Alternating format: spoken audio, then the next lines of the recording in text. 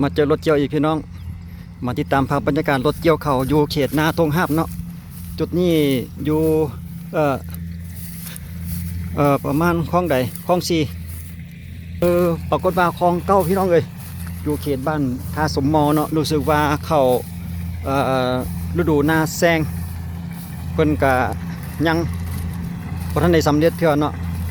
เดี๋ยวเรามาเบิ่งรถเกี่ยวอีกคันหนึ่งเพิ่นว่ามาจากทางบ้านลัดควายมาแต่บ้านลัดควายเมืองไซธานีภาพบรรยากาศรถเกี่ยวก็จะประมาณนี้เขาเบิ่งก่อนว่าจะเป็นรถรุ่นใดพี่น้องแล้วก็จะเป็นราคาใดของการเกี่ยวรู้สึกว่าจะเป็น DC DC เก็ตศูนย์พี่น้องแอดรถจนเมาอุ้ยแอดรถจนนอนรับพี่น้องเพราะว่ามันเต็มอุ้มแล้วเพิ่นจะไปเอาลงใส่คันนาอุ้มเพิ่นกันน้อยๆดอกพี่น้องเดี๋ยวเราไปเบิ่งเพิ่นเอาเข้าลงรุ่นนี้รู้สึกว่าเพิ่นจะหายใส่กระสอบเดี๋ยวเราขอมาเบิ่งเบอร์โทรเพิ่นก่อนพี่น้องสำหรับเบอร์โทรนี่เนาะเบิ่งทางด้านนี้เด้อนี่02055015928สำหรับท่านใดที่ว่าต้องการใส่บริการเกี่ยวเขาบ่ว่าหน้าปีหรือว่าหน้าแซงอยู่ในพื้นที่เขตเมืองไซธานีนี่เพิ่นสามารถไปใส่บริการเกี่ยวให้ได้ว่าซั่นพี่น้องสำหรับราคากันไล่1-500,000กีบว่าซั่นเด้สำหรับอยู่เขตนาทงหาบเขตเมืองไซธานีเฮาเนาะเพิ่นจะคิดไล่เป็นไล่1-500,000กีบโอ้500,000กีบก็ประมาณ800 บาทอยู่ได้พี่น้องเงินไทยสำหรับรุ่นนี้ละแม่นหายใส่กระสอบหายใส่เป่าหลังจากเมื่อยใส่เป่าแล้วเพิ่นก็เอาขึ้นใส่อุ้มก็มีอยู่น้อยๆเด้สังเกตอุ้มเพิ่นก็จะเป็น2ถังเนาะเป็น2ถังลงหลังจากเอาลงแล้วเพิ่นก็หายใส่กระสอบเติมอีกทีนึงให้มันหมดภายในถังนั้นสักวันแล้วเพิ่นจะทำการเจียวต่อสารบบรรยากาศอยู่เขตนาทงหาบอันนี้ขึ้นอยู่กับบ้านท่าสมมอพี่น้องถามเมื่อกี้ว่าคลองเก้าวัสันเดอยู่จุดนี้เนาะรู้สึกว่ากะจันจ่อมอที่จะสำเร็จแหละสำหรับฤดูหน้าแซงทางสปป.ลาวเพราะว่ามื้อนี้กะภายในเดือน5เริ่มเข้าเดือน5ปี2025ไปแล้วเนาะสำหรับปีนี้กะรถเกี่ยวก็ยังมีคุณเชี่ยวอยู่เพื่อรีบเร่งให้มันทันฟ้าทันฝนสำหรับรถคันนี้ก็คือว่าเราพี่น้องมาจากบ้านลัดควายเมืองไซธานีเฮานี่เองถือว่าเพิ่นก็รับใช้บริการ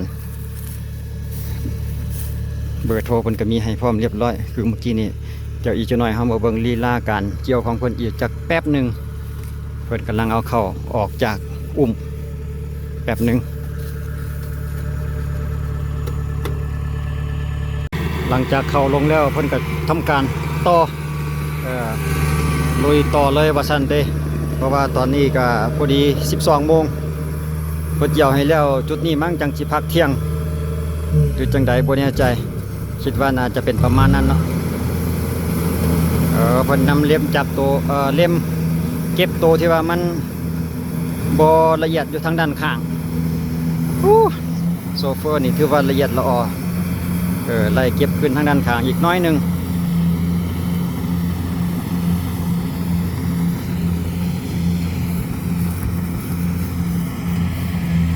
เพื่อบอกเป็นการเสียเวลาเป็นกระตัดเข้าไปหาอันแล้วให้ใหญ่หันเลยโซเฟอร์นี่เอาแต่สะดวกเกี่ยวตัวนี้สำหรับคลิปนี้ก็กับคูปต้า DC 70คือเก่าพี่น้องเพราะว่าตามที่เราสำรวจมากส่วนหลายก็มีแต่รุ่นนี้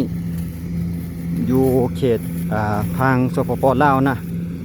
สำหรับรถเกี่ยวเนาะส่วนหลายคนใช้แต่ DC 70เขาก็บ่ได้หนาแห้งเพราะปานใดดอกพี่น้องสำหรับจุดนี้ยังห่างๆอยู่เพราะว่ารู้สึกว่าจะอยู่ทางโน้นหน่อยนึงจะบ่ได้อยู่ต่ำเพราะว่ามันเป็นหน้าวานพี่น้องบ่เป็นหน้าดำจุดนี้นะเกิดเนี่ยบ่เกิดเนี่ยจังซี่นะ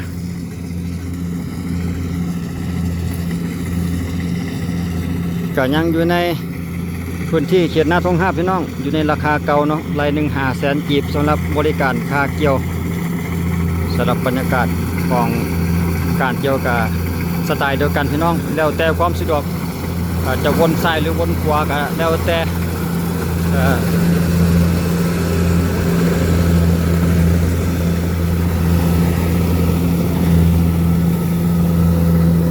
กับสไตล์เก่าพี่น้องโซโฟหนึ่งคุ้มท้าย2คุ้มท้าย2 คนเกี่ยมเอาเข่าลงใส่กระสอบใส่เป่าถือว่าแรงคือกันรถคันนี้ฟังเสียงบึนๆเลยสรุปแล้วก็ยังอยู่ในที่ราคาเก่าพี่น้องราคาเดียวกันเหมือนเนาะรายหนึ่ง500,000 กีบสำหรับนาเขตทงหาบก็คือกันพี่น้องสำหรับ DC70 ลักษณะการเกี่ยวจะปล่อยลงใส่กระสอบเลยเพื่อบ่เป็นการเสียเวลารุ่นนี้มีแต่ต้องได้ใส่คนช่วยทางด้านข้างเทคนิคการเกี่ยวก็อยู่ประมาณเดียวกัน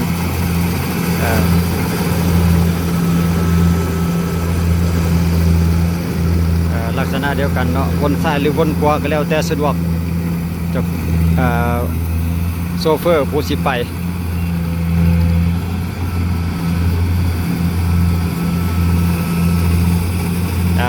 ดีเกี่ยวไปจะมากกลับมาคนเก่าอีก